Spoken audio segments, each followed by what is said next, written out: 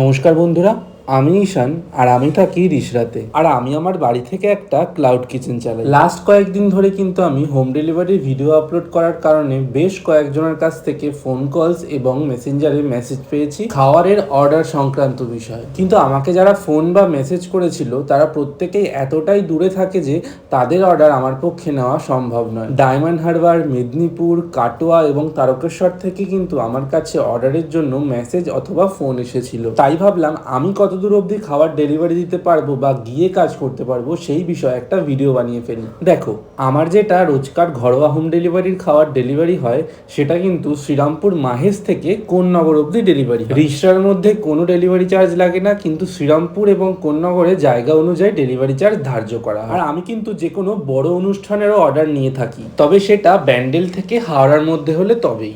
আমরা কিন্তু স্পটে গিয়েও রান্না করে ক্যাটারিং সার্ভিস প্রোভাইড করে থাকি।